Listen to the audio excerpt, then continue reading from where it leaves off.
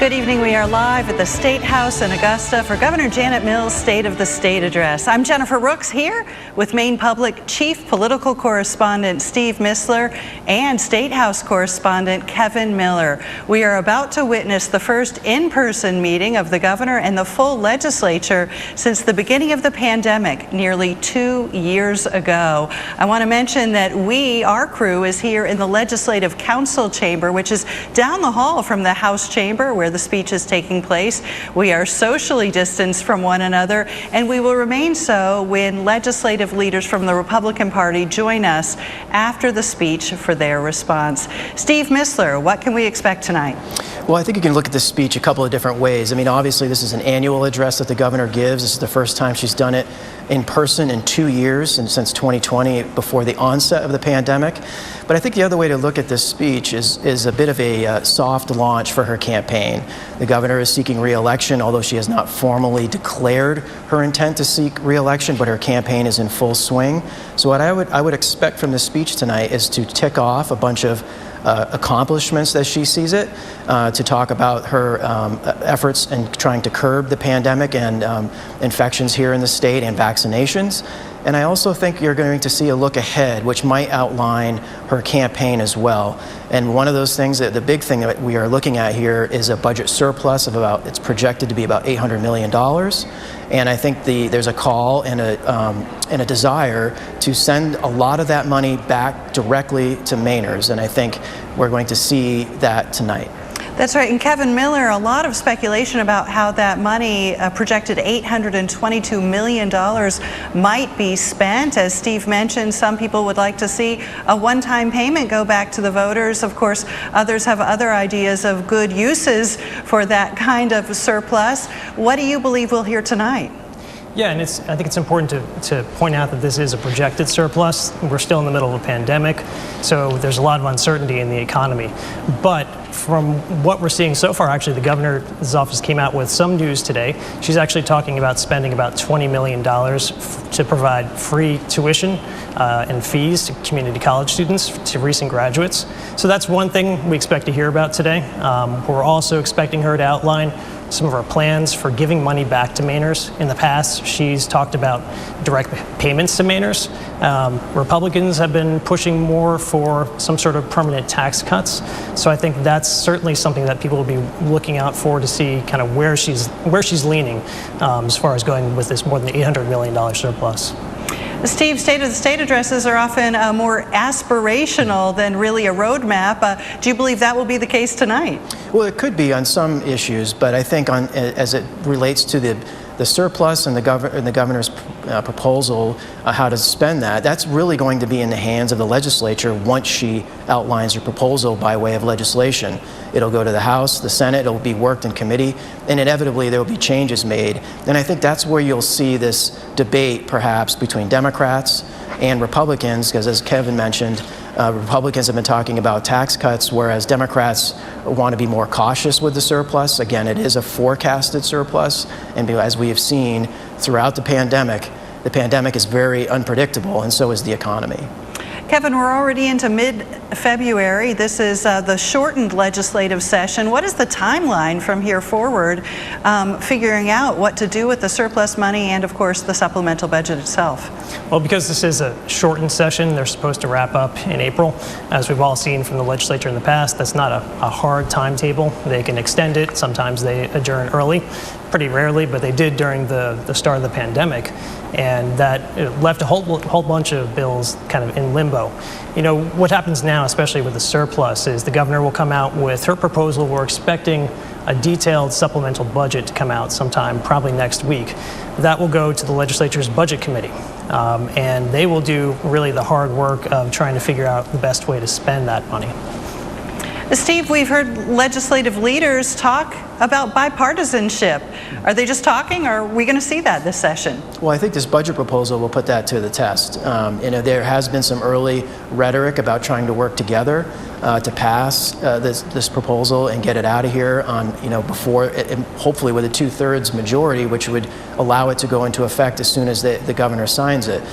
That has not always been the case. We have seen budget disputes over the past couple of years. The Democrats last year opted to go for a majority budget, baseline 2-year budget that really upset Republicans. But I think it also demonstrated that Democrats are willing, if necessary, to go it alone if they have to. I don't think that that's their preference necessarily. It certainly isn't the governor's, because I think she would like to see whatever it is that is done with this budget initiative to go into effect as soon as possible.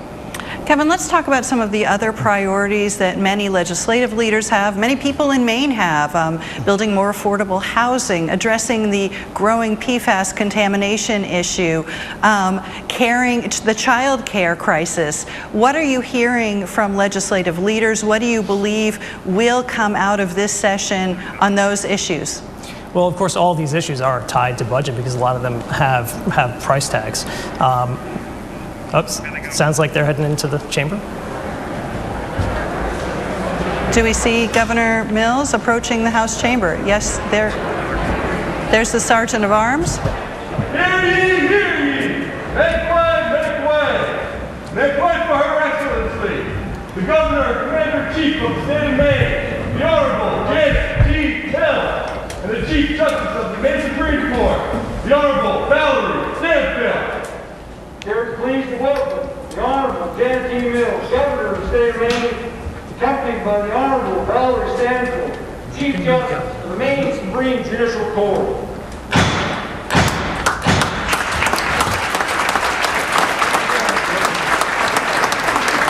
There's a good deal of protocol that goes with this event every year. You see Governor Janet Mills, looks like she's fist bumping, or somewhere between an elbow bump and a fist bump. Many of the legislators on either side of the aisle not, of course, stopping for the traditional handshakes and hugs during a pandemic. Yeah, that's right, Jen. And of course, Troy Jackson, the Senate President, is presiding over this session, so at some point here, he'll be handing off the rostrum to the governor.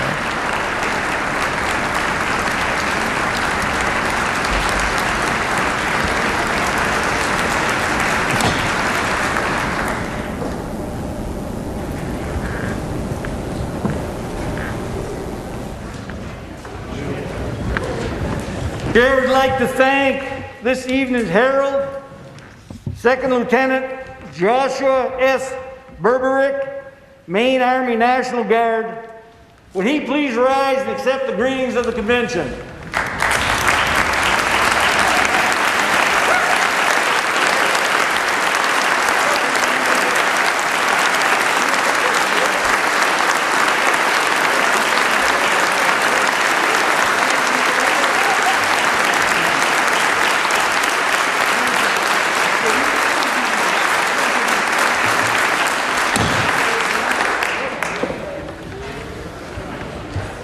The chair would now request Governor Janet T. Mills to please step forward and address the joint convention.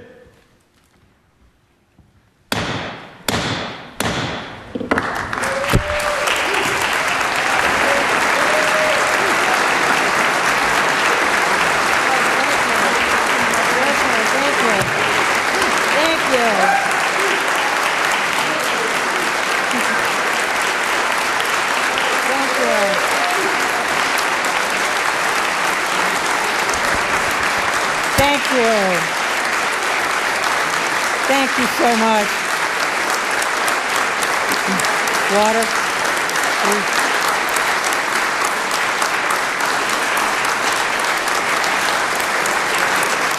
Thank you. Thank you.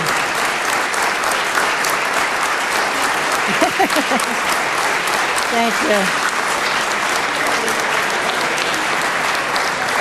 Thank you, President Jackson, Speaker Fecteau, Chief Justice Stanfield, Secretary Bellows, Attorney General Fry, Treasurer Beck, Auditor Norton, distinguished members of the 130th Maine Legislature, distinguished mayors and honored guests. It's good to be back.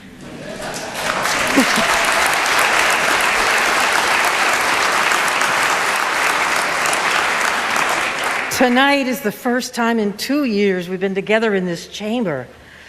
I'm here to continue the story I shared then. A story about the promise of our state and the progress we have made to reach our people's full potential. As we emerge from the early dark days of January, as a waxing moon sheds light on a dramatic midwinter landscape, it is good. It's a good time to take stock, to reflect our common history, our community progress, and our communal future, to assess the state of the state.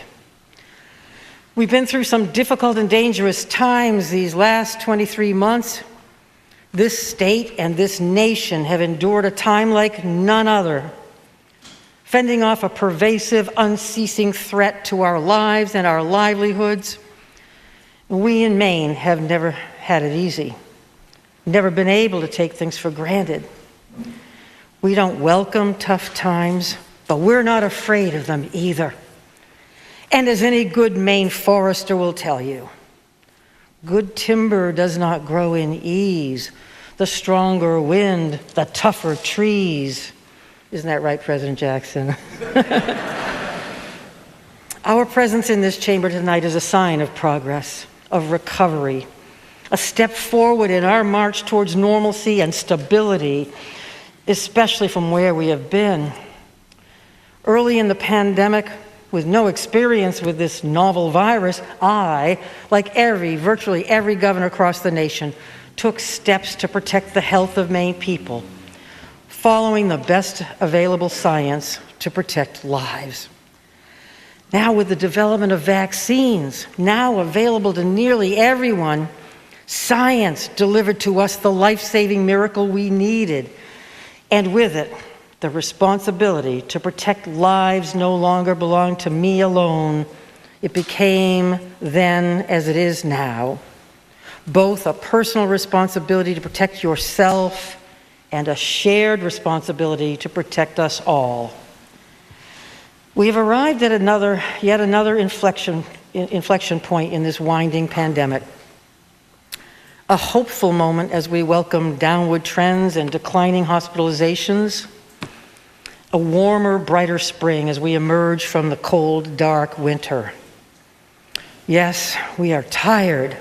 Yes, we are weary, but we are strong. If nothing else, the 2 years of this pandemic have shown us that we are stronger than we ever imagined.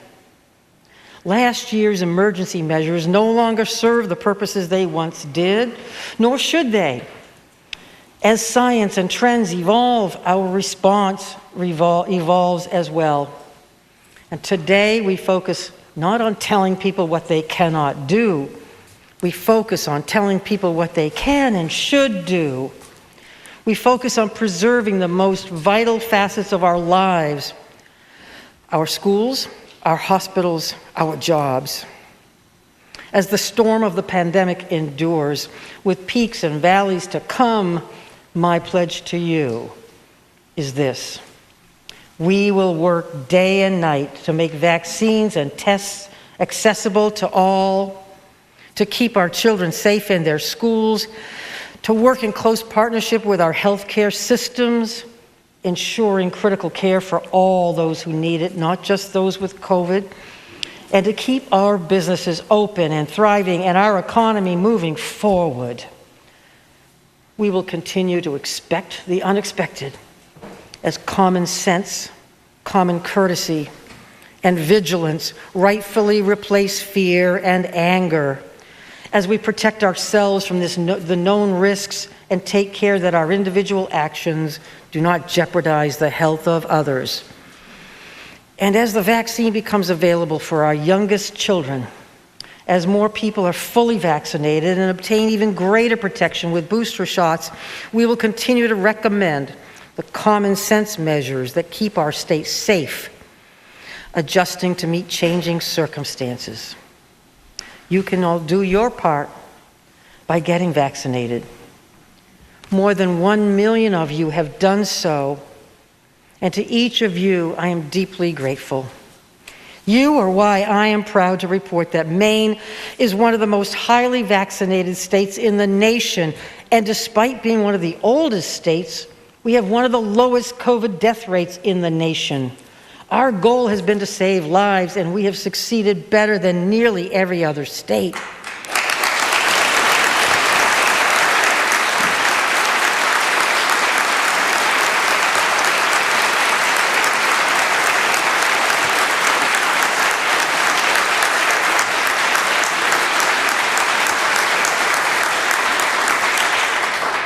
This success, however, is cold comfort to the loved ones of those who lost their lives to this insidious virus. The more than 1,800 Maine people, fathers, mothers, grandparents, friends, whose absence is felt painfully every day. Tonight, we also feel the loss of two good people who served so ably in this legislature. Our good friend, Representative John Tuttle of Sanford, and a friend to all, Representative Donna Dorr of Augusta. May we please bow our heads in a moment of remembrance for those good souls and for our fellow citizens who lost their lives.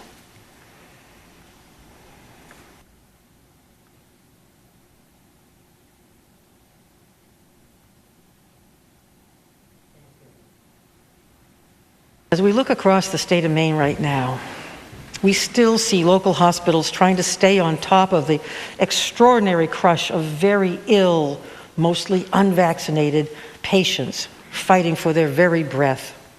We see children resilient in the face of great difficulty, desperate for stability, socialization, and education.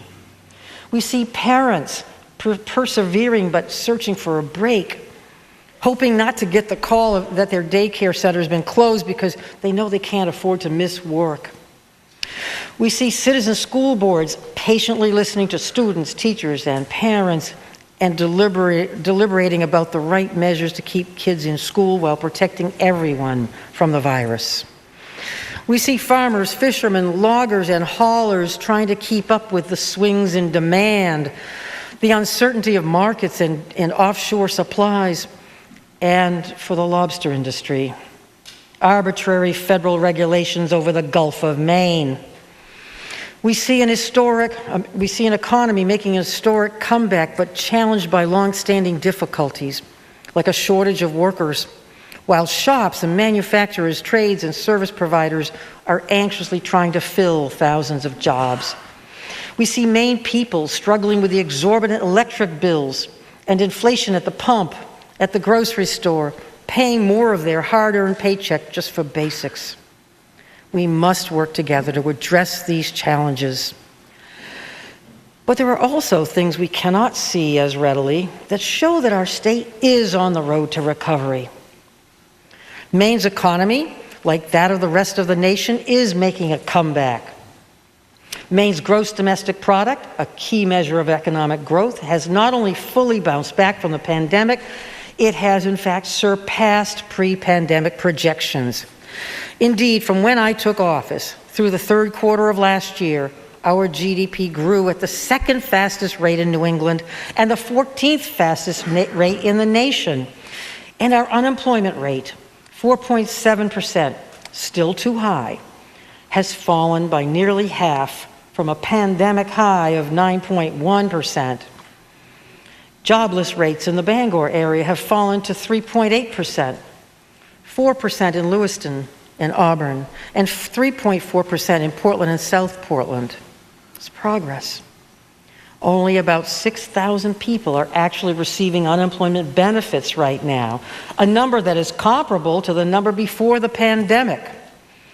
Our auto, building supply, lodging, retail, and restaurant sales all were up this summer.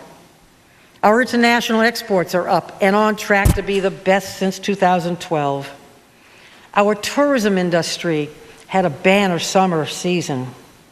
Our state parks saw a record number of visitors, more than 3.3 million last year alone, with thousands more already booked for this year. Maine families are enjoying their state, and people are coming here, enjoying what we have to offer and contributing to our economy. Thank you, Commissioner Beal and your staff for being such good stewards of our public parks and campgrounds.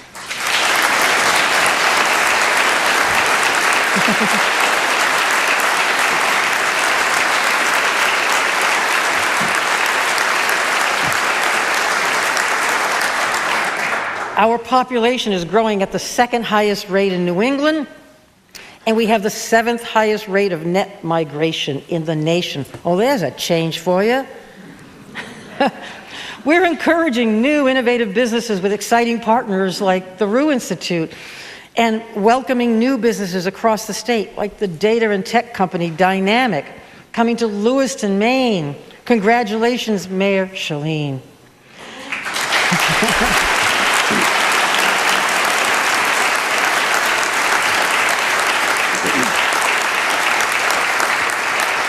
Our credit ratings have been reaffirmed, even as other states were downgraded, by credit rating agencies who cited our governance practices and the growth of our rainy day fund as signs of stability. Our rainy day fund has more than doubled under my administration to nearly $500 million. You don't like that? What's wrong with that? Let me repeat.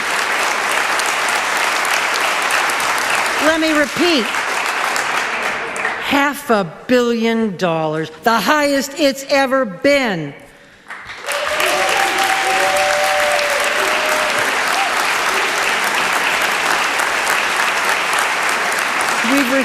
We've returned $371 million to Maine people and Maine businesses, including sending those $285 checks to more than 500,000 hardworking men and women in Maine, and millions more in tax relief for Maine businesses and Maine people.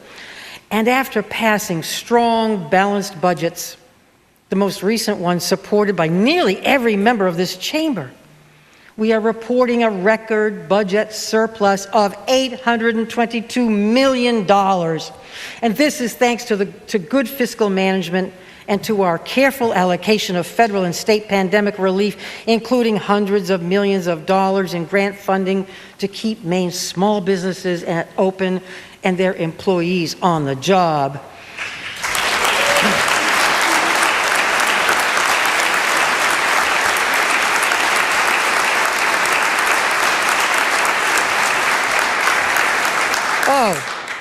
And we've achieved all of this without raising any taxes.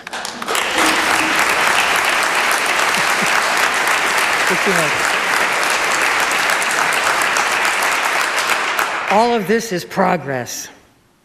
At the same time, Maine is not immune from the impact of pandemic-driven inflation, from higher energy prices caused by a reliance on fossil fuels, to supply chain issues that contribute to higher prices at the grocery store for everything from potato chips to plasticware to ramen noodles and cat food, and even a scarcity of chocolate milk in Holton and Moxie in Lisbon.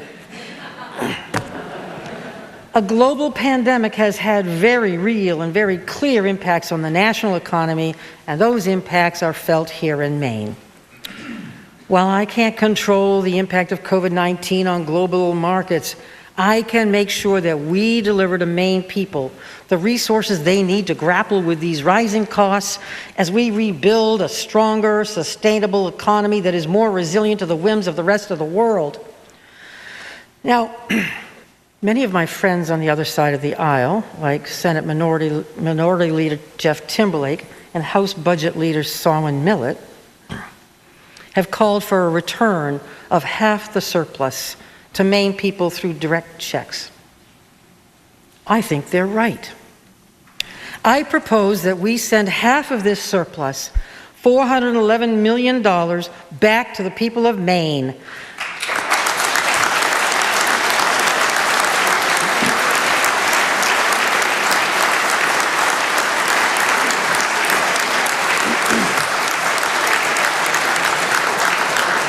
These givebacks by direct checks to the people will amount to about $500 a person and will be distributed to an estimated 800,000 taxpayers in Maine to help them offset added costs. Well, as we continue to rebuild our economy, we know what the largest impediment is to sustained growth. It's the same issue that has garnered headlines for the past decade: Maine's workforce shortage. Headlines like, "Here are the jobs Maine employers struggle to fill." That headline is from the Bangor Daily News, November 2015. Quote, "Some Farmington area stores struggle to get employees." The Sun Journal, July 2018. Oh, and what's next for Maine's labor shortage? Maine Biz, December 10, 2018. Sound familiar? We know Maine has long grappled with an aging and declining population, with so many young people leaving our state in search of opportunities elsewhere. The pandemic didn't help our workforce by any means. The Maine Department of Labor estimates that of 22,000 people no longer in our workforce, more than 15,000 of them likely retired, a trend that is consistent with the rest of the country. Our workforce shortage is a serious problem. It is a problem I inherited, but it is not one that I will leave to our grandchildren to solve. It will take hard work, not simplistic solutions, but we know what we need to do. Maine people are telling us they need childcare, they need housing, they need broadband, and that they need good health care and strong public schools for their kids. I agree. This is why we have adopted a comprehensive approach to childcare, broadband, housing, and health care through the Maine Jobs and Recovery Plan.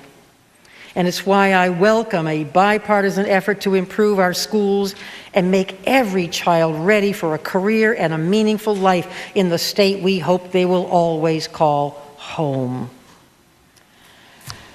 I have 5 wonderful grandchildren, all here in Maine. 1 is an adult with special needs, 2 are young men in college, and 2 are just starting out their academic careers in kindergarten and pre-K. Now, Noelle and Brookie, if you're watching tonight, you better be in your pajamas getting ready for bed. They're hardworking parents, like all Maine parents, juggle jobs, daycare, tuition and books, fuel and groceries. They ask every day, what will tomorrow be like for my child? I want us to do everything we can for families like these all across our state to allow them to stay in Maine and succeed in Maine.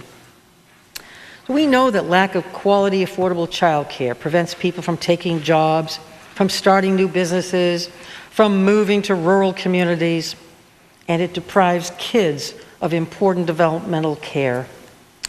That's why we're taking this issue head on. We created the first ever child care plan for Maine that invests approximately $120 million in American Rescue Funds to help Maine's child care system recover and improve child care quality, accessibility, and affordability over the long term.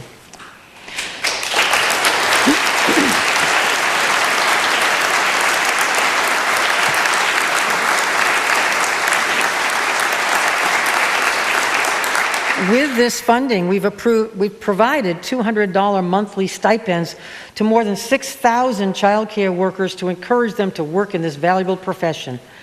And now we're investing another $25 million in federal funds to help renovate, expand, or build new child care facilities and expand early childhood education programs. But we also need to do more. Speaker Fecteau has proposed legislation.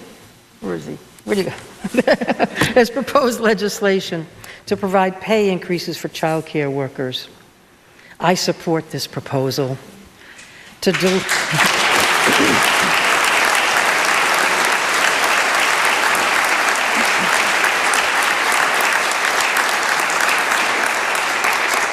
deliver on it. My supplemental budget will include more than $12 million to increase pay for our child care workers. This is progress.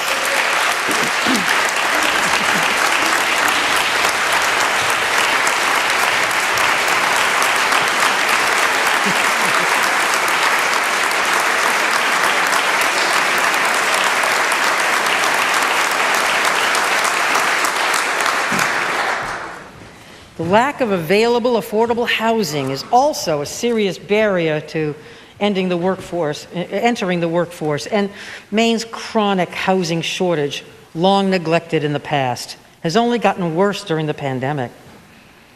One of the first things I did as governor, you'll remember, was to sign the $15 million senior housing bond, overwhelmingly approved by Maine voters in 2015, but which was never released by the previous administration. Now we have built more than 200 new housing units for low-income seniors, all of them now occupied or nearly complete, and weatherized 100 more with that bond.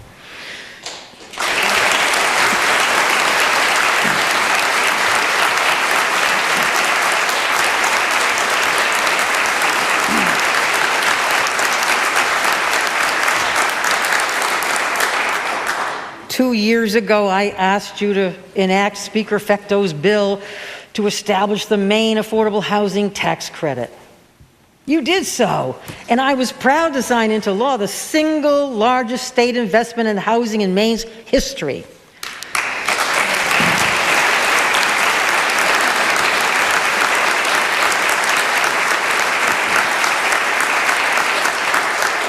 This summer, we broke ground on the first major housing project under that law, and it is making a difference. Under my Maine Jobs and Recovery Plan, we're investing $50 million to increase the number of energy-efficient, affordable homes for working Maine people. $10 million of that is going out the door right now and is intended to result in about 150 new affordable homes.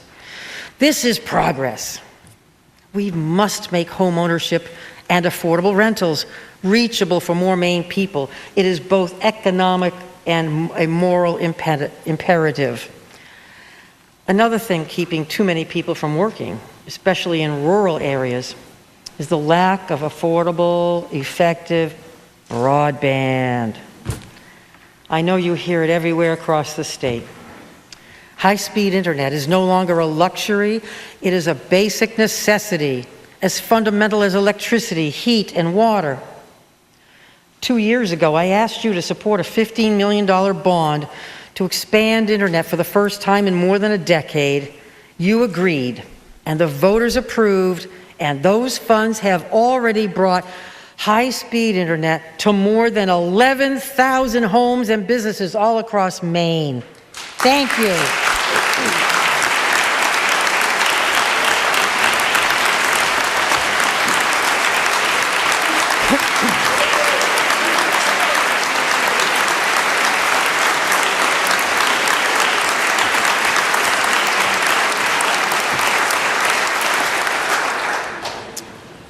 We then proposed, and you enacted with bipartisan support, a new entity charged with achieving universal internet access in Maine, the Maine Connectivity Authority.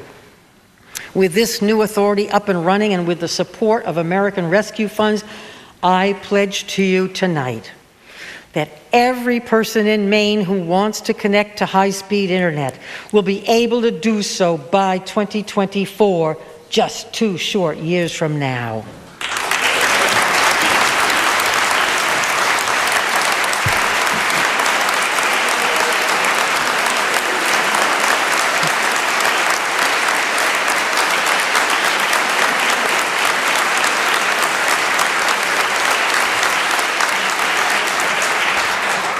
We will make Maine one of the most competitive and desirable places to live and work and raise a family and stay connected to the world.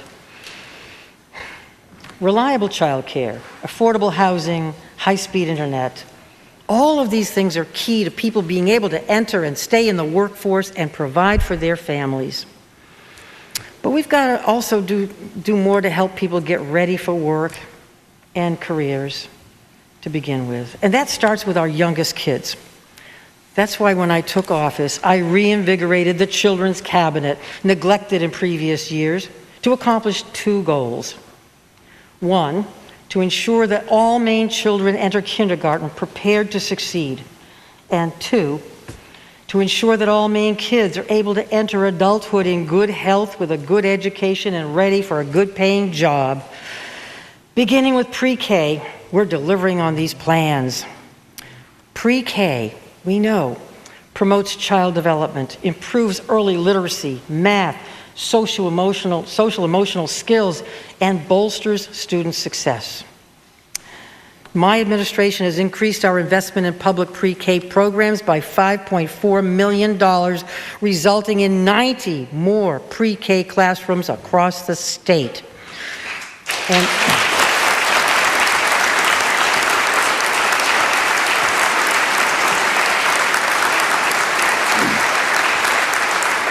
And just last month, we announced grants from the Maine Jobs and Recovery Plan to 14 school districts from Kittery and Sanford to Caribou and Greenville and in between to further expand pre-K to more than 500 children across Maine, and there is more to come.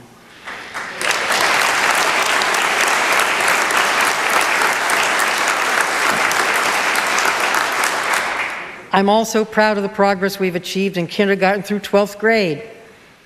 Working with you, we've raised the minimum teacher salary to $40,000, and we delivered on one of our most fundamental commitments. For the first time in Maine history, we met the state's long-standing commitment to fund 55% of the cost of education.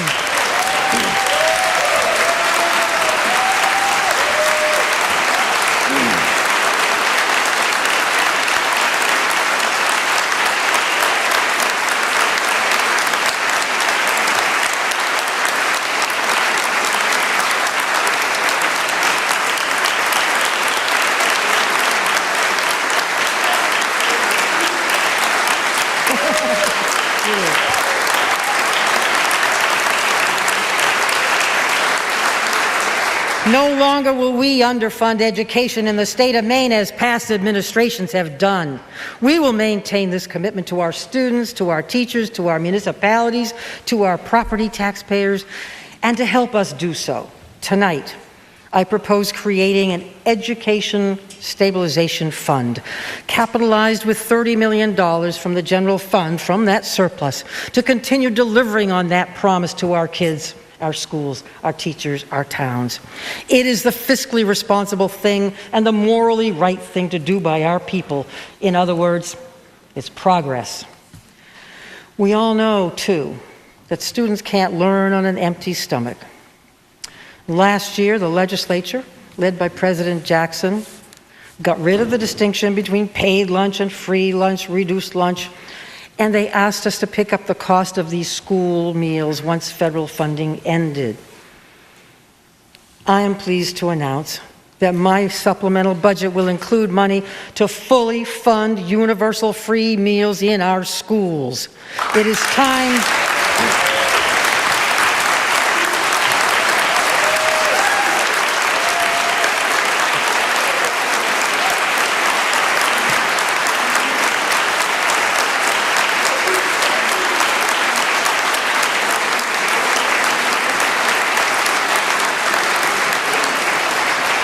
It's time to keep feeding our children good food, more and more of it, Maine-grown, Maine-fished, Maine-farmed.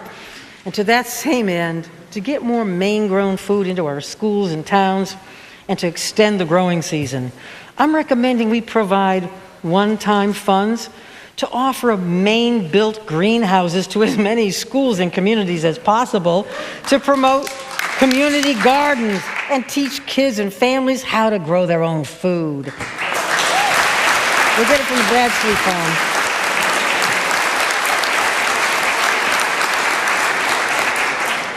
So Maine has placed a high priority on keeping classrooms open. But even so, too many kids have lost the vital connections with their school, their friends, their teachers, their academic path. Children need structure. They need to be in school. But kids can also learn while doing. And they can learn outside the walls of a classroom, too. I want to show Maine kids the breadth and depth, the experience of our state. Let them hike the trails of Western Maine, learn boating at a 4-H camp, feed the tilapia fish that are fertilizing gardens at Herring Gut Learning Center in Port Clyde or Springworks in Lisbon, tend the state's aquarium in Booth Bay, learn forestry at an outdoor ed center in Brewer, explore Burnt Island, Hurricane Island, and learn how Oceans Wide is retrieving ghost gear from the ocean bottom, ford the streams at Baxter State Park, see all the research done at the University of Maine, at UNE, at UMaine Machias, the Darling Center, the Bigelow Labs, Jackson Labs, and the Gulf of Maine Research Institute. So much to offer. Education is changing in many new and exciting ways, and we should be at the forefront, preparing our children, introducing them to the great outdoors, and offering them hands-on experiences outside the classroom that will spark new perspectives, engender new friendships, and deliver new skills. Experiential learning will help kids reconnect while enjoying all that Maine has to offer. So tonight, I'm directing Commissioner of Education, Pender Macon, if she's not out serving school lunch at a cafeteria or substitute teaching in Reedfield today, I'm asking her to develop a new collaborative using federal enrichment funds to get our children outdoors this summer, expose them to lived experiences that'll get them ready for life and careers. We have so much to offer here in Maine at every level in education. Our kids can take courses at career and technical education centers where they can learn critical skills in the trades, on the equipment, which we have now funded for the first time in decades. They can take courses in computer science, a growing and critical part of our economy. Now, those courses should expand, and they should be taught earlier. We're working on that. And we believe that exposing young people to meaningful work while they're still in school can increase our workforce participation rates. That's why this summer, we'll expand our Maine Career Exploration Program, connecting Maine high school students with paid work that puts them on a path to future careers. We're making progress.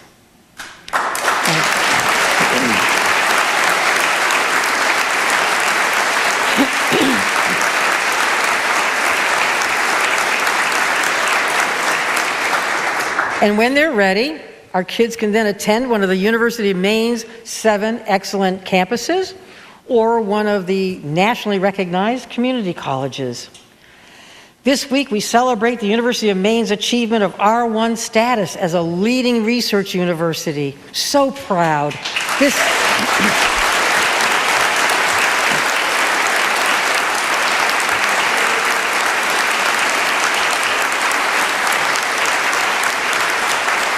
This well-deserved designation reflects years of hard work by university staff, students, and researchers, and it'll globalize the University of Maine's reputation as a top-flight research institution and attract and keep the best and brightest in our state.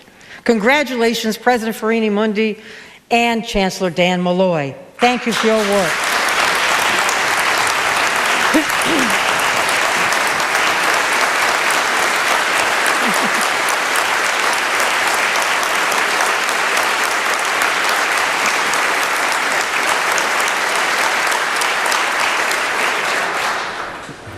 Now, it is also our responsibility to ensure that higher education is affordable. And I've got some ideas to tackle that too. First, I'm proposing funding in my supplemental budget to stave off any tuition hikes across the University of Maine system, to keep university education in Maine affordable. Secondly, thinking especially about all those young people whose aspirations have been most impacted by the pandemic, I am proposing making 2 years of community college free. So to the high school classes of 2020 through 2023, if you enroll full-time in a Maine community college this fall or next, the state of Maine will cover every last dollar of your tuition so you can obtain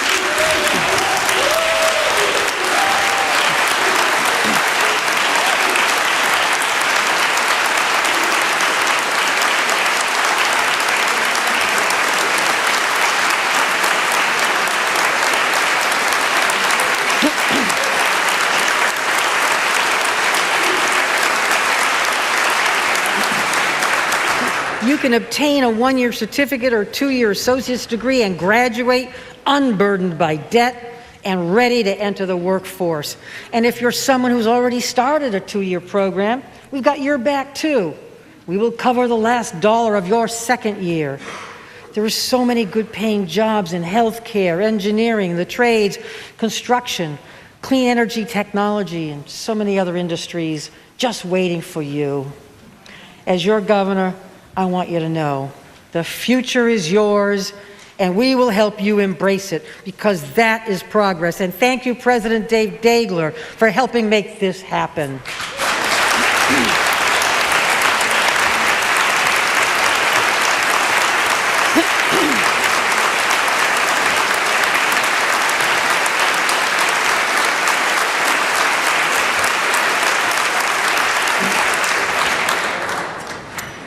Now, what about those who've already graduated and still have student debt?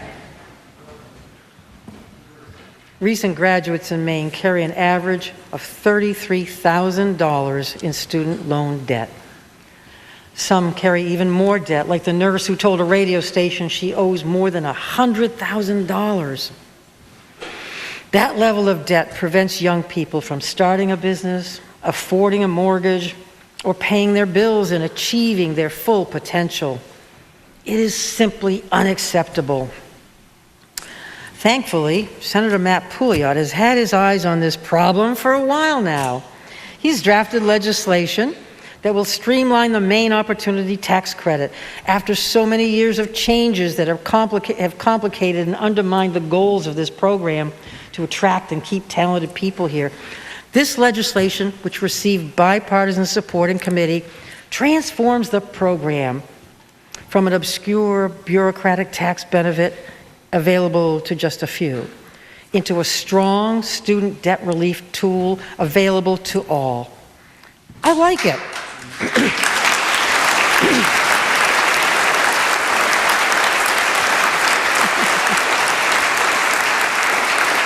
I like it. And that's why tonight I'm announcing that I will fund an overhaul of the Opportunity Maine tax credit consistent with the goals of this legislation. We will broaden and simplify the program's eligibility criteria so those who graduated with student debt, regardless of what type of degree they have or where they graduated or what type of work they do now, they will be eligible for up to $25,000 of debt relief over the course of their lifetime, so long as they have a job and make Maine their home.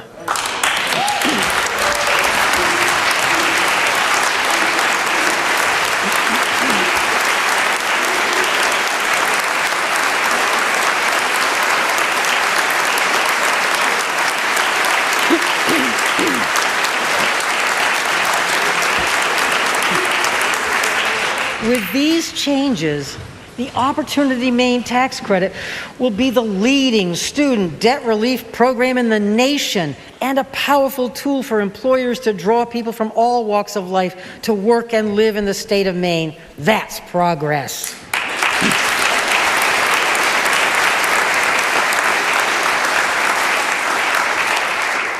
Now, some of the people coming here may be healthcare workers. It almost goes without saying that our healthcare system, like those in states governed by Republicans and those in states governed by Democrats, has been pushed to the very brink. Our healthcare system has long confronted a shortage of medical professionals, but it is a problem that has grown worse, particularly as the pandemic has dragged on and as so many people, largely unvaccinated, have to be hospitalized and receive critical care. But these increased demands never stopped our healthcare workers, all of them now vaccinated, from holding the hands of their patients to ease their suffering, despite their own exhaustion. Just as it has not stopped our National Guard members who have courageously stepped up to fight the pandemic, leaving their families, jobs, and communities to serve the people of Maine. You all have our undying gratitude. You are all true heroes.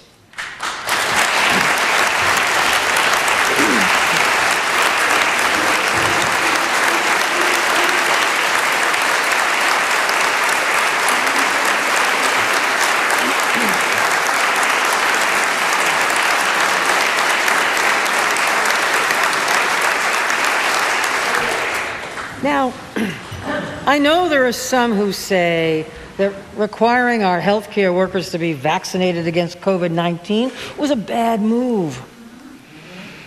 Well, to them I say, the American Medical Association, American Nurses Association, the American Academy of Pediatricians, along with the Maine Medical Association, Maine Hospital Association, Maine Healthcare Association, Maine's two largest hospital systems, not to mention the U.S. Supreme Court, which upheld the federal vaccine requirement and let ours stand. Well, they all disagree with you, and they can't all be wrong.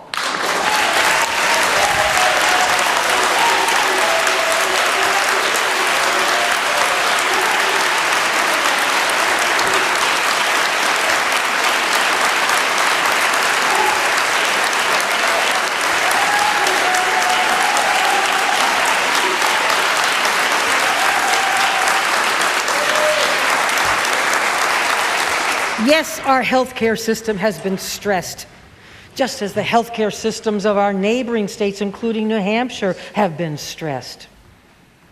But it is because of the virus, not because of the vaccine. Our takeaway from this experience should not be to doubt the overwhelming efficacy of a vaccine that has protected those caring for us. The takeaway should be, get vaccinated, and let's strengthen our healthcare workforce in new and profound ways.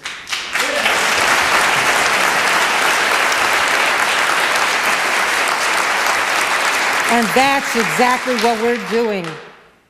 Through my jobs plan, we've invested $21 million to train new healthcare workers, and we've already started, right, Dave Dagler? At Northern Maine, Eastern Maine, Southern Maine community colleges, with more courses starting soon, in addition to the university's new nursing program at Fort Kent. This is progress. And to bolster the healthcare workforce, we've invested more than $600 million in state and federal funds to improve Maine care rates for healthcare providers across the spectrum. And tonight, I propose that we send another $50 million in state and federal funds to our hospitals and nursing homes to sustain them through these difficult times.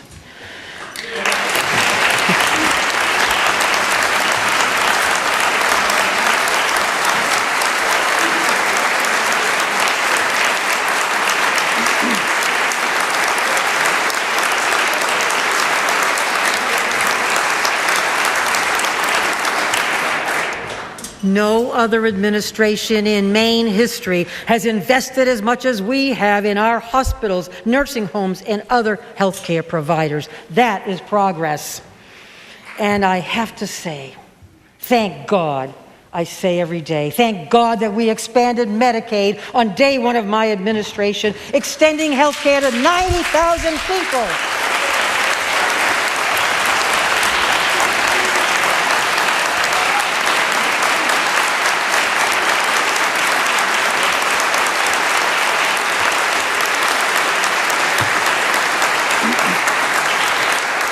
And thank God we reinstated the Drugs for the Elderly program, cut by the previous administration, and that we enshrined coverage for pre-existing conditions in state law, that we reversed declining health insurance enrollment, covering 11,000 new people through coverme.gov, and that we're lowering the cost of health care for 5,000 small businesses and their 29,000 employees. That is progress.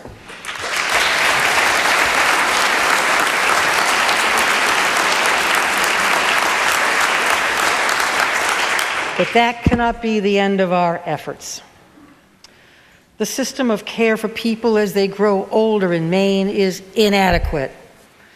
It is far past time to ensure that Maine people can live safely and with dignity as they age. And tonight, I'm announcing that I will convene a silver cabinet, sort of a mirror to our children's cabinet, to mobilize our people, to eliminate the silos across state government, and enhance coordination and communication among all players to address long-term care issues and ensure that every person in Maine may age safely, affordably, in a way that best serves their needs. Maine people work hard their entire lives, and they deserve no less.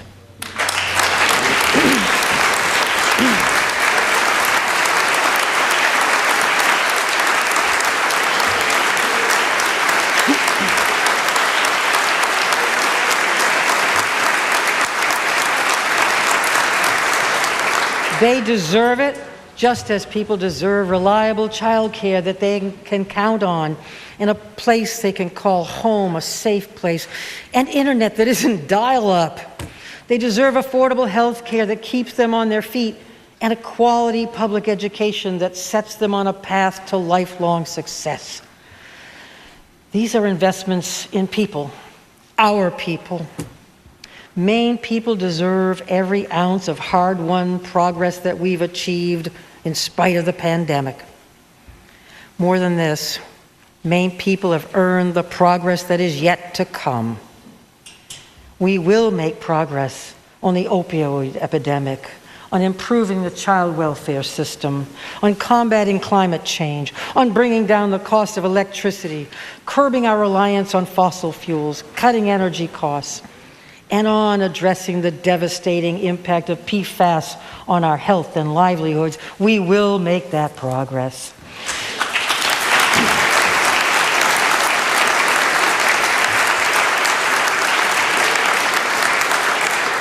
We are making progress because of this legislature, and because of 15 people in particular who are sitting in the gallery tonight.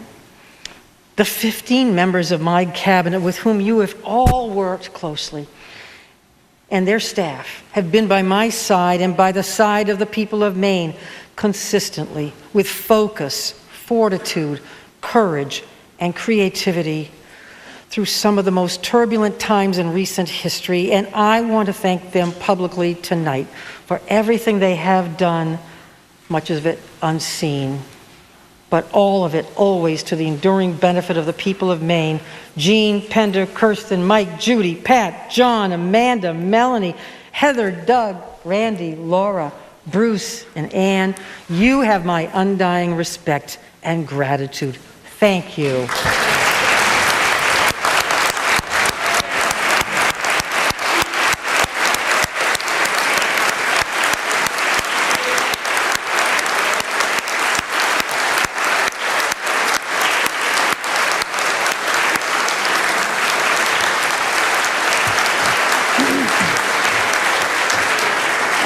And Dr. Shaw, you and the cabinet have saved lives.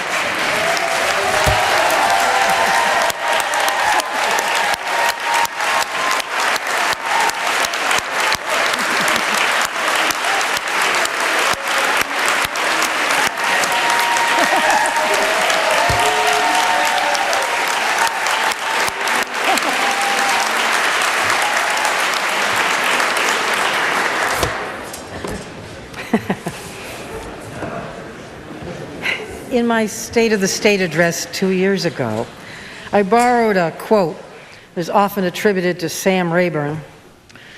He said, "Any fool can burn down a barn, but it takes a good carpenter to build one." Let's build that barn together, a solid shelter to weather every storm.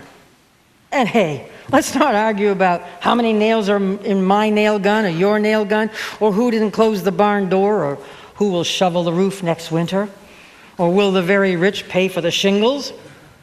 Will Portland developers want to put condos in the loft? Will the stellar sea eagle build a nest in the cupola? And if so, will the planning board consider it to be an accessory dwelling? Will there be a tenants union? Will John Martin want to store cull potatoes in it? Will it have Starlink? Look, seriously, it's been a turbulent year, but not so turbulent that we can't work together on all these things, and not so turbulent that the sight of mysterious sea smoke doesn't take our breath away. that the cold lapping of the Atlantic Ocean off the coast of Maine doesn't send us into rhythmic dreams, that the power of the Maine mountains doesn't cause us to gasp and bend a knee, that the beauty and breadth of our state and the goodness of our people doesn't inspire us all to be better leaders, to take this state to greater heights. Our state is beautiful. Our people are good. The state of our state is strong, and it is growing stronger. Tonight, we recommit to progress, to recovery, to moving forward towards normalcy, to building that barn, our state, together, a safe and stable structure with crossed rafters and a solid ridge beam with firm trusses and brackets and a roof that is pointed to the heavens. That is my mission, and I ask you all to join me, because progress is why people sent us here. And after these past 23 months, I have never believed more in the people of our great state of Maine. Thank you, and God bless the state of Maine.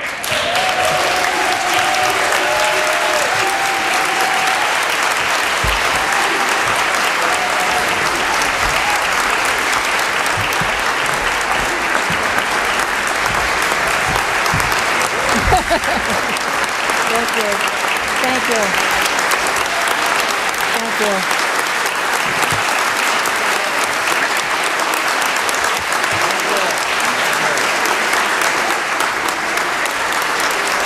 Governor Janet Mills wearing a medical-grade face mask, delivering her State of the State address before a joint session of the legislature for the first time since the beginning of the pandemic nearly 2 years ago. She is leaving the House chamber now. Fist bumps to both Democrats and Republicans as she leaves. Steve Mistler, Janet Mills made some pretty bold promises in that State of the State. She vowed, among other things, to spend half of the surplus money and asked for the legislators' support in sending half of that back to the people of Maine, $500 per taxpayer, and also pledged free community college. What stood out to you? Well, I think that was the centerpiece of what her overall message is, which is all throughout the last year or so, there's been two stories to tell about the economy and how the pandemic has affected it. And right now, voters, or if polling is to be believed, voters are choosing the gloomy one, and that's because of inflation and other issues that are making the recovery very hard for a lot of people. I think what the governor did tonight was to try to direct attention to the good, which is low unemployment that's back to pre-pandemic levels, GDP growth, which is back to pre-pandemic levels, but also acknowledging the ugly and the bad, and trying to basically propose a way to address that. The direct payments to Mainers is the one big issue or one big initiative that she focused on. As you pointed out, Jen, $500 direct to Maine taxpayers. I think it goes to about 800,000 of them, if I have that correct. And there's also some other initiatives too to deal with workforce problems, which the governor pointed out were problems that she inherited. But she is also trying to use this community college plan to, pay for 2 years of free tuition to help address that. She's framing that as a workforce issue, and I think that, along with some of her child care initiatives, are sort of some of the highlights that we saw tonight. But there's also a lot of details to fill in here, and I don't think we're going to see that till we actually see the bills. I mean, this promise to expand broadband to anybody who wants it in this state 2 years from now. I mean, that's a pretty ambitious goal. I can't wait to see how she proposes to do that. And there's also a couple of other issues too that I think that details we're going to need to see those before we have a good sense of what their chances are in this legislature. That's right, Steve. A broad and a bold proposition to make sure everybody who wants high-speed internet can have that in 2 years' time, by 2024. One thing I noticed is the governor used the word progress a lot, quite a few times during the speech. Yeah, maybe I'm reading too much into that, Jen, but I kind of felt like that was an acknowledgement that she has some discontent or disenchantment on her left flank with the progressives in her party. I think, there have been some that have talked about, that she hasn't done the things that they would like her to do, and perhaps that word choice was an acknowledgement and also a reminder that what she's proposing is progress, or at least in her view. So I think there's a couple of ways of looking at that, but it's also a rhetorical trick, if you will, because I think what she's trying to do is, basically talk about the pandemic, that we're at an inflection point, as she put it, and that she wants to start turning the corner to something that resembles normalcy to the extent that we can have that right now. Watching the House chamber and watching the kind of support when she talked about universal free meals for school children, both sides of the aisle, standing ovation. But when she talked about free community college, I noticed a lot of Republicans remained seated. Yeah, that's right. I mean, there was a thunderous ovation for free meals. I mean, that was a bipartisan bill that passed last session. I think it was almost unanimous. If it wasn't, I'm mistaken, but I'm almost positive that it was. What she's proposing here is to extend that program for how long? Unclear. But I think that's what she's proposing to do, and Republicans are very, very much in support of that. I think that's why you saw them on their feet. As for the community college proposal, not sure why in that case, but it may be an ideological perspective that paying tuition for some people and not others, it may not be in their view fair. Steve, before the speech, you talked about how in many ways this might be the beginning of a campaign, even though the governor has not officially announced that she was running for re-election. And she did spend some time talking about achievements of her administration, both at the beginning of the speech and at the end of the speech. In the beginning, talking about the rainy day fund, the state's rainy day fund, $500 million strong, and then at the end, talking about expanding Maine Care to 90,000 Mainers. That's right. I think, she wants to spend some time ticking through her accomplishments. She views those as accomplishments. So as she does with funding of public education. Last year, the legislature passed a budget initiative to basically get to that 55% of local education costs that has long been promised in this state and never delivered. And in last year, they were able to do that. In this speech, she made a reference to something called the Education Stabilization Fund. I'm very curious about what that is, because it sounds a little bit like the Rainy Day Fund, which oftentimes is money that comes into the general fund is diverted to different parts of, say, the Rainy Day Fund. It sounds like she's trying to create another part to divert from the general fund, and I think that is an acknowledgement that more money, and in this case some of the surplus, will be needed to continue to meet that 55% obligation that they were able to meet for the first time last year. I think she's trying to make sure that it has a chance to do so in the next budget year. One thing about the State of the State address always gives us a lot more reporting to be doing in the next couple weeks. Wanted to ask you, talking about something that we may need to find out more details about, the pay increases that she's pledging for child care workers across the state. Steve Mistler, do you understand how that might work? I honestly don't. I mean, I think that's one of those things we're going to have to see in the legislation. I mean, it may be, maybe more money from this surplus, or it may be from the recovery funds that Congress passed earlier this year, or last year, excuse me. It may be money from that. But if that's the case, that's one-time money, and so we're going to have to figure out, I think, is whether or not her initiative will be able to fund beyond that one-time money. I think that's a question that certainly I'm eager to have answered, and I'm sure Republicans have some questions about it as well. Also, she announced the creation of a silver cabinet. Is this the first you've heard of that idea? It is, but it is, as she mentioned, it's very much like the children's cabinet, and I think it's an acknowledgement that, that perhaps the elderly in this state need additional attention and policy attention, and I think that's what she was trying to achieve with that initiative. But again, more details are needed on that too. Steve, is there anything that you were listening for, or anything that you thought that the governor might talk about that she did not? Anything that was absent from the speech tonight? Well, the one thing I didn't hear from her was about electricity prices. I think there was an acknowledgement that they're high, but I didn't see anything in her speech, and if it was in there, I missed it, about what can be done about it. And, I think that is on the minds of a lot of Mainers right now. We're in the middle of winter, and, I think there's a lot of discontent, not only about electricity prices, but also heating prices. Both of those things are through the roof right now. I did not hear a proposal from her about that, and I'm not quite sure what she would be able to do about it, frankly. But at the same time, that was one thing I was expecting to hear from, and I didn't.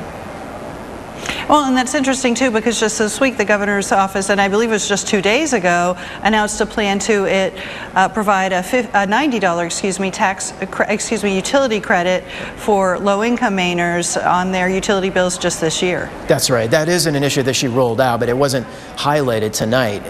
The other thing that wasn't highlighted tonight was utility accountability, which has been a big deal, and that was an initiative that she rolled out last week, talking about how to crack down on or provide more accountability of the state's two electricity providers, Central Maine Power and Versant. That's a proposal that's hanging out there too, and I think that's an acknowledgement that there's a lot of Mainers in this state who are very unhappy with their electricity service, and they want something to be done about it. Only a quick mention at the end of the speech that I heard, Steve, about the PFAS issue that seems to be a growing issue since the DEP began looking at the 700 plus contaminated sites, potentially contaminated sites throughout the state. Yeah, that was another thing that she didn't mention, but she has talked about that with some regularity before. She's introduced various initiatives to deal with that issue. There's been money from the American Rescue Plan that has been diverted to that issue. So that may be one reason why she didn't highlight it tonight, but unclear as to what her thinking was on that one. Well, Steve, thank you so much. We are going to turn now to State House reporter Kevin Miller. Kevin is with House and Senate Republican leaders. Republican leaders traditionally offer a response for the governor's speech if the governor is a Democrat, and of course vice versa when the governor is a Republican. Kevin. Yes, that's right.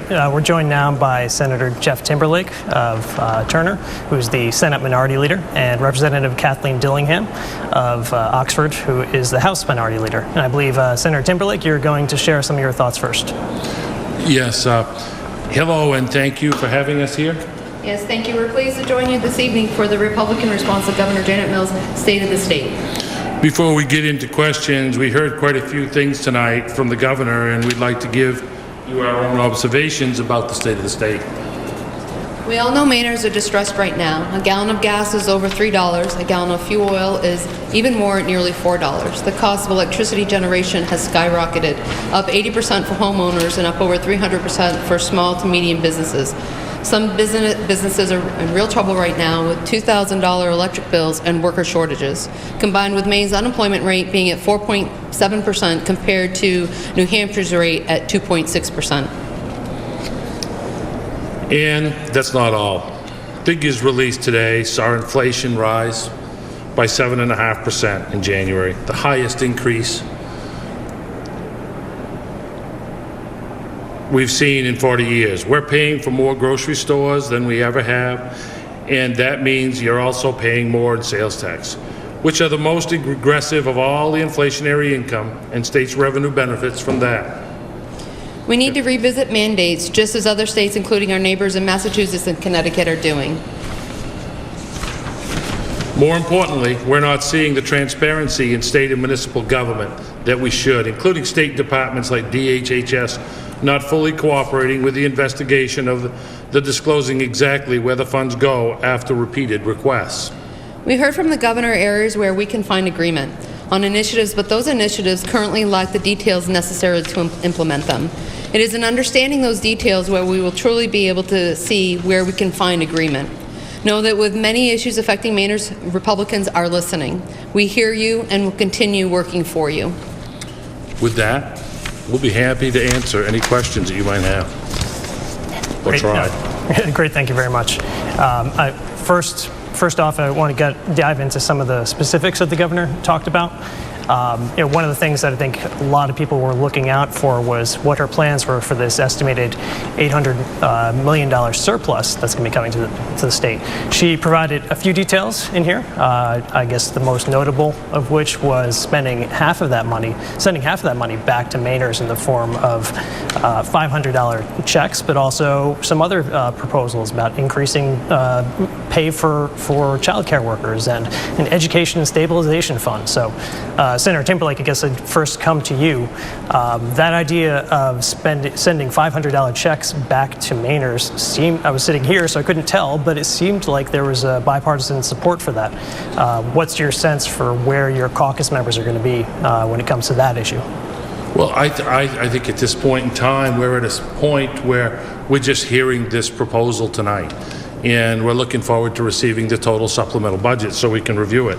I think you heard in our opening remarks, you're looking at a 7.5% increase in inflation. And with that, when you take an $8.5 billion budget and talk about a 7.5% increase, that's a potential of needing almost $600 million of that money just to keep the budget balanced because of the cause of inflation into the future. So I'm concerned. We'll take a look at it. We want to take a look at what the budget is, and we look forward to working with what they send down.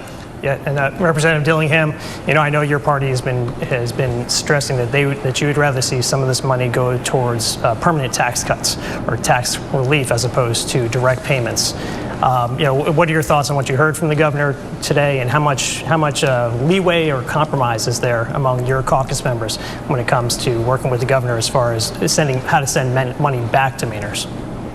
Well, we're always open to having discussions, meeting with the governor, the administration, and the majority Democrats to see if we can come to some compromises. Some areas that I'd like to point out in the governor's speech that we could find that we agree on, that their area of concerns: child care, workforce, keeping businesses open and thriving, health care for Mainers, the children for our education for our children, and the impact COVID has had on them, the importance of broadband. I was very encouraged to hear the governor's statement that we must work together to address the challenges. I think that's very important, and we hope that we have a seat at the table when we're talking about these issues and how we're going to implement them. Where I'm happy to hear that the governor is interested in returning taxpayer money back to Mainers, just as we were very happy that the administration and majority Democrats came on board with our previous initiative, and individuals saw that in those checks that they received in December. Happy to have the administration recognize the importance of our rainy day fund. That's something that Republicans have always been talking about, and that it's important that we make sure that that money is there in case we see that economic downturn. And glad that we found bipartisan support.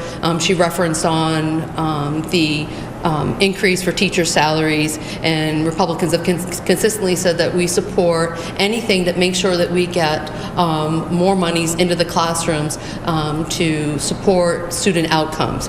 I would like to get more details. You mentioned the Education Stabilization Fund. Title sounds great. I don't know what it does. I'd like the details before we talk about that, and certainly comments about high-speed internet by 2024. Wonderful if that can happen. I'd need to see the details of what we're talking about. The piece about education and community colleges,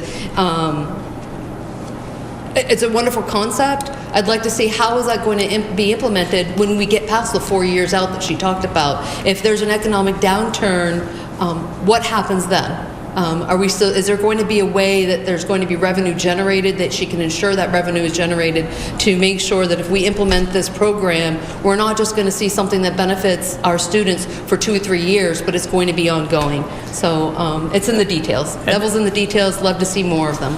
And that's certainly one of the themes we heard throughout the speech is funding for education programs.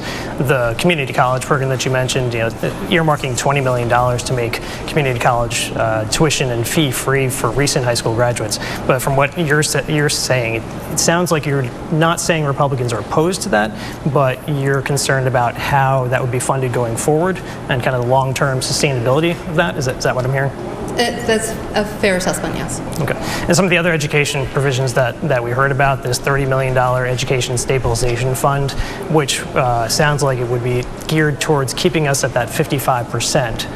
How committed are your caucus members, either senator or representative, to making sure that we stay at that 55% level for state funding for education? So that's going to be ongoing for the next legislature, have that discussion. I can't really, for this caucus to speak about how that's going to be impacted in the next legislature.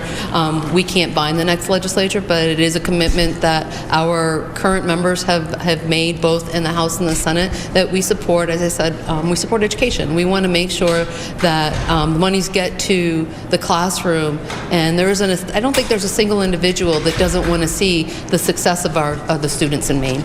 Senator Timberlake, continuing free school lunches and breakfast for all students. Is that something you think your caucus members are going to continue to support? I think it's been a good program so far. I think that it's worked out. It's worked out better than I personally thought it would. I think it takes all the stigmatism out of lunches. I don't have a problem with that. I don't think that's where our problem lies. I look at, the speech she gave tonight.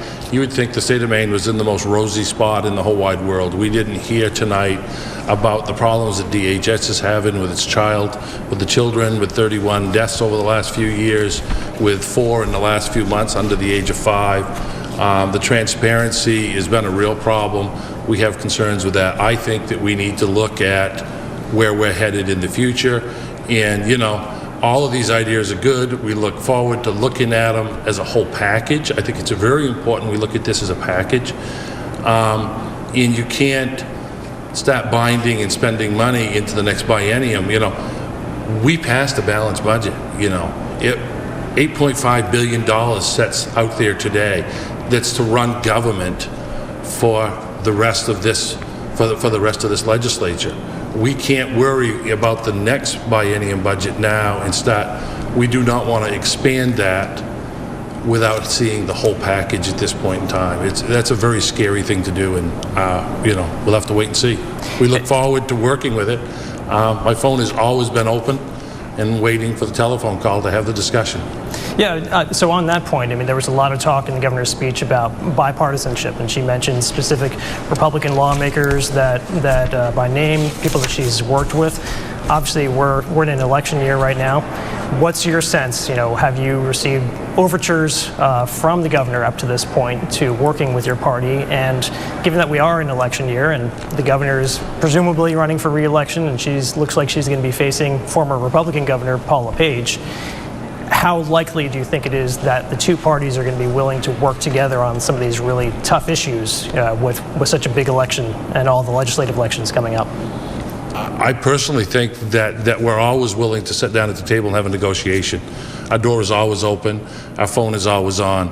We're ready to have the discussion. But I think to say that we've worked through this bipartisanly when in the last year we've had 2 majority budgets passed straight up without even really, coming in and telling, I don't know if Representative Dillingham knew before I did, but they basically told us the night before we're running the budget tomorrow, and we moved forward.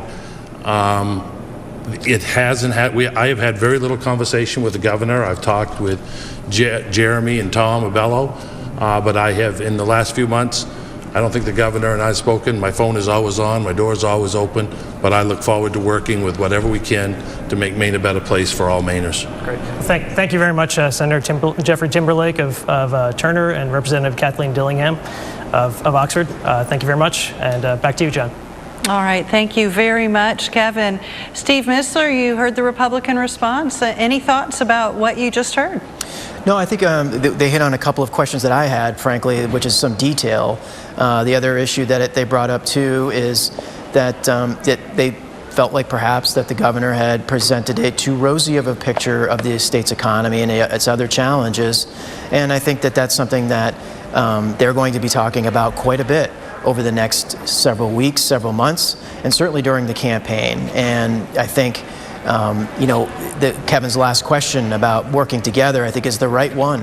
Will they be able to do that? This is an election year, not just for governor, but also for every single one of these legislators in here. And sometimes working together in an election year is something that just doesn't happen because they're always trying to draw a distinction between one another in order to bolster their chances for re-election. Well, Steve Mistler is Maine Public's chief political correspondent. Kevin Miller, political correspondent, State House political correspondent, questioned the Republican leaders just a minute ago. For all of us here at Maine Public, we thank you for joining us tonight for Governor Janet Mills' State of the State Address. Have a great night.